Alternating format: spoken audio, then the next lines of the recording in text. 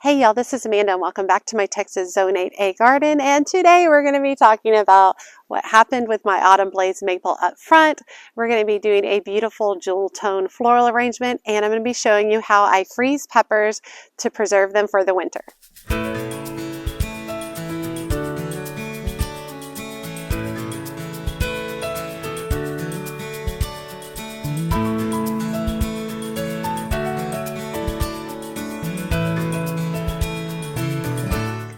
Okay, so a couple of days ago we had some pretty strong storms come through, including 50-mile-per-hour winds, and this beautiful autumn blaze maple that my parents gave me for my 40th birthday a couple of years ago, it snapped, and we came outside to find it just like this. And to say I was devastated is an understatement. Very upset, very sad. The tree means a lot to me, and I love it.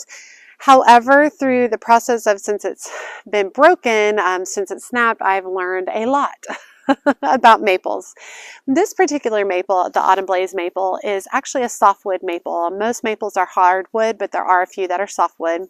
This in particular is a softwood, and I chose that variety not knowing, not understanding and realizing that. I thought it was a hardwood. And then I placed it in a spot that has no wind barriers, no wind breaks at all. It's on the corner part of two major streets on my neighborhood, and it has nothing to protect it. And so it takes a lot of wind from it. It's a couple of years old. I had permission from our arborist to remove the staking that was holding it. It did have a little bit of damage, freeze damage, from some of the issues that we've had with some crazy freezes as of late. But like I said, I have an arborist who comes in and checks on it 4 times a year and checks all the trees on my property, and they fertilize and they treat for any issues. And so, I mean, I had recently had a fall checkup on it, and it was great shape. There was no worries about the freeze damage. It was minimal, and the tree was going to be fine. And then, yeah, we walked out a few mornings, and this was what happened. So in hindsight, basically what I learned is I chose the wrong variety of tree. So I chose a softwood, and I put it in a place that would take a lot of brutal winds and a lot of brutal, like, harsh climate issues. And that's because it has nothing else to help it. Now, a tree like this soft maple, would have been better in a backyard with fences all the way around, wind breaks, or in companion with another tree that's larger that would have been taking on some of the wind and cutting it back from this one. So beautiful tree. You can see the red is stunning, absolutely stunning. I'm just devastated that, you know, this is no longer going to be in my yard. So I will say I immediately went out to my local nursery, specifically Covington's Nursery, that's local to here, and that's where I buy all of my trees, and I feel pretty comfortable buying there. So I went, I talked to their tree guy, told him what happened. He completely understood. He was able to look through, and we talked about, you know, an autumn blaze maple, and he talked about the tree placement and things like that. And truthfully, in the past, when I've, you know, purchased tree, I haven't really chatted about the placement with the people I'm purchasing the tree from. And so, you know, that's something I learned as well. So after a while of chatting with him, his name is Jason, he was great, I decided on a red Shumard oak. Oak is a hardwood, specifically that variety of oak is as well, just to make sure. It has a beautiful red color for the fall, and so I'm really looking forward. It's going to be about 3 feet shorter than this particular tree. However, the red Shumard oak, it grows at about, it's a moderate grower, grows about 8 to 10 inches per year. And I take very good care of my trees, and I fertilize them, so I should get on the max end of that growth pattern. It should do really, really well. It doesn't have, the tree I had here prior was an oak, but it was an oak that kind of lent itself to hornets. A lot of hornets would put their nests in the tree, and so I disliked it because I was always out here in the garden and the hornets were attacking me. So I removed that tree, gave it to a friend, installed this autumn blaze. Now this autumn blaze is a goner, and so I will have the red Shumard oak that will be coming in about a few weeks, 3 to 4 weeks. They'll come and plant it. I typically have the professionals plant it because it comes with a certain level of guarantee regarding that. Now, this tree was past its guarantee time, so obviously, but I was really happy with the price. I'm getting it about an 8-foot tall tree. The The diameter of the tree trunk is about 4 inches. So it's a good sized tree, and I got it for about $300. So very happy with that price. It's a 30-gallon. I could have gone to the 45-gallon, but it was going to be $600. And truthfully, the plan was I didn't have a plan to replace, this tree. That was not in my budget. And so I'm going to have to forgo other things this month, which is fine. I love trees, and I want to pull up to my house every day, and I want to see this beautiful tree. And this tree brought me so much joy. Every day I drove up, beautiful red tones. So now the new tree, the red shoe-marked oak, when it gets here, it should give me red leaves every year. So I will, of course, have a video when that shows up and gets planted so you guys can all keep up with that. Let's head inside. I'm going to be showing you a jewel tone arrangement of burgundies, raspberries, deep reds, dark pinks. It's a beautiful arrangement. And then I'm going to be showing you how I freeze peppers that I recently harvested. Okay, so today I'm going for a super romantic design. I'm going to be working with this planter that I picked up at a thrift store. It still has this sticker on it because I'm terrible about removing those. It was $5. Yeah, it's just a made in China, but I thought it was really pretty and kind of romantic looking, a little bit vintage looking. So I'm going to go put this over to the side because we're actually going to be I'm going to be working on handwork. So we're working with a variety of blooms. We're going to be working with purple Prince zinnias right there. We're going to be working with dark pink celosia there. I've got amaranthus, lots of red spike amaranthus. I've got purple Ruffles basil. I've got some autumn joy sedum.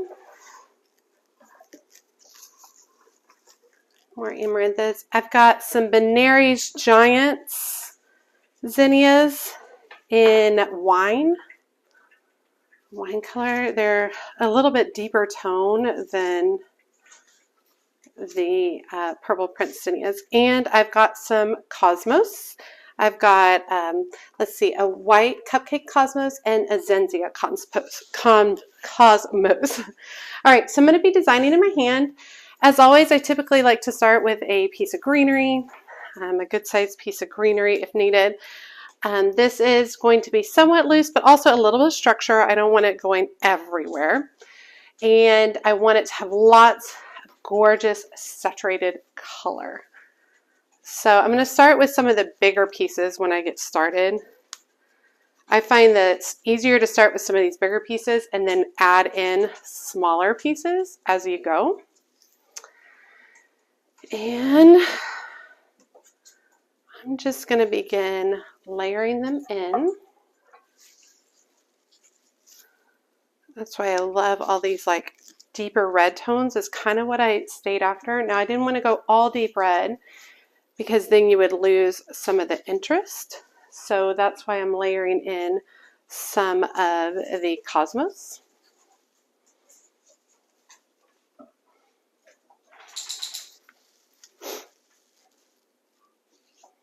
I try not to take my floral arranging too seriously. I try to have fun with it. Your floral arrangements aren't always going to turn out perfect. And so you just need to get in the mindset that that's okay. And allow things to kind of evolve with your floral designs.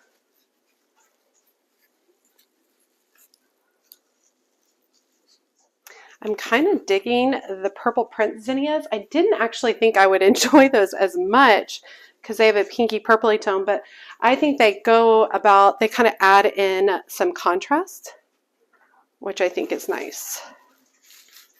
I'm going to wait on the more delicate blooms like the cosmos until the very end, because that way they won't get damaged or crushed. And because they're so delicate and small, if you start with them at the very beginning, oops, I broke that guy. If you start with them in the beginning, they'll get lost in the arrangement. So this is kind of a better way to go about it, just saving them till the end. Oh my gosh, I love the amaranthus. It's so bold. I totally get that this is not for everybody though. It's a very unique flower, and it's a lot to handle when you're designing with it. I'm into this. I'm into these colors. I'm into the feel. I'm into the style of this. These bold, saturated tones are really fun.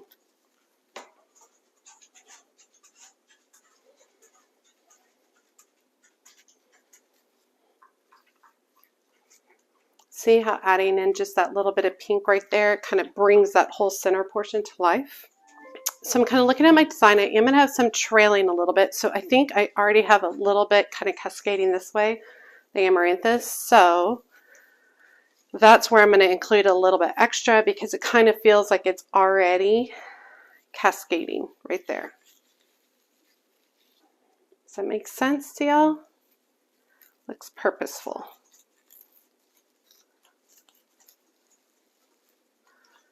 So it looks like I've added that's on, you know, purposefully over there. Okay, one more zinnia right there. Okay, a little bit of basil. Ooh, this could be a bridal bouquet. Okay, so I've got that going. So now let's look at our cosmos. I've got pinks and I've got whites. I trim off some of the blooms that don't look as great. And I'm going to work these in. And I want them to be a little bit of a flyaway, a little bit of movement, not tight, too tight in the arrangement.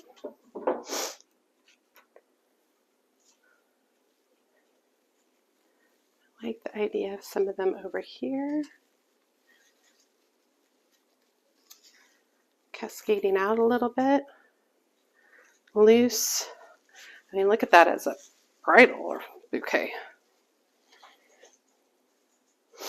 Work one in over here.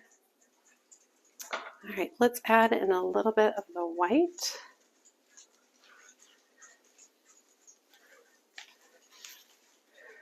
Want a little bit of the white highlighted right in here.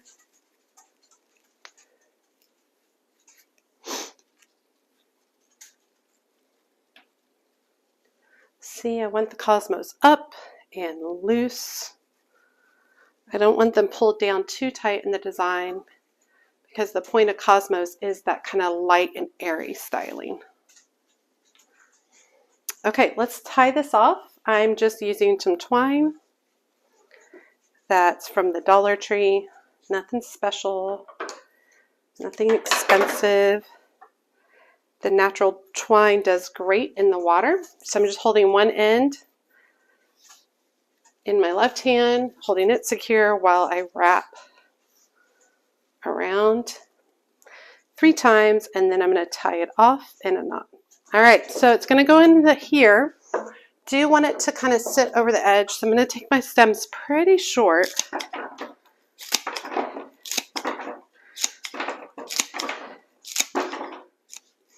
Let's try that again. There we go. All right, let me get cleaned up and then we can fuss with this. Okay, let me sit down, take a look at it as I'm kind of flicking. I love how one side drapes. I love that this is not a perfect circle. I really wish I had taken this tag off first. I know the white might seem silly to some people, but I think it goes a long way to freshen this up. If you remove the white, it wouldn't have that contrast and you would lose a lot in the blooms. But I think it has turned out stunning.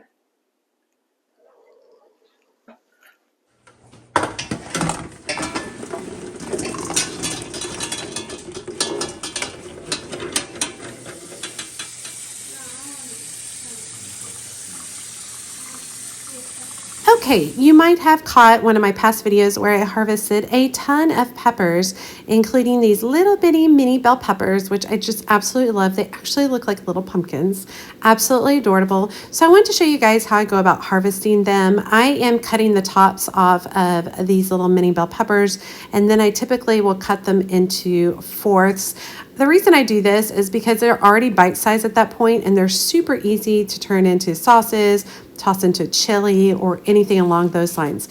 You might not notice that I'm not deveining or removing the seeds. What I like to do is put them in a glass container, put a lid on top, and shake them really, really hard. And it goes a long way to remove most of the seeds. It doesn't remove all of them, but it removes most of them. And I do apologize that I did not show the part where I actually rinsed all the seeds off, so that you could kind of get a better idea to see how many seeds were removed. This next group is early jalapenos, and I like to trim the tops off, and then I like to just cut them lengthwise down the center. I did not take the time to chop them into little pieces. These are hot, and I didn't want to handle them any longer than I needed to at this point. So once I had done that, I put them all into the glass container as well and gave them really great shakes. And I mean, not just like a few seconds of shaking. I mean some really good hard shaking back and forth in the glass container so that they're all bouncing off of one another, and it really helps to knock all the seeds out of them. I don't typically worry about deveining these type of things. The inside of the pepper doesn't really bother me, so it's not stressful to me at all. I just leave them. And then these peppers right here are the Proven Winners Fire Away Hot and Heavy peppers. These are some serious heat. They're really good, and I love them tossed in chilies. I love them in sauces. I love them pickled. However, today we're going to be freezing everything, but I just like to cut the tops off of these and then cut them down the center and then chop them into smaller pieces. Once I had done that, I put them all into the glass container as well, and once again use the shaking method to shake out most of the seeds. Once I've shaken out most of the seeds, I put them in a colander and I rinse them off really, really well to knock off any loose seeds at that point. And I apologize, I did not film that. I don't know why I forgot. It just didn't happen. After you have gotten rid of the seeds, cleaned everything off, chopped them all up, I put them out and I allow them to completely dry, just sitting on my counter, and you definitely want them dry before you go into the freezing method. After that, I use a simple Ziploc bag, typically one that's used for freezer storage, and I put peppers in the bags. You want to do them when the peppers are nice and dry because there'll be less damage to the peppers. Also, they'll be all individual pieces, so it's easy to just, get out the amount that you need.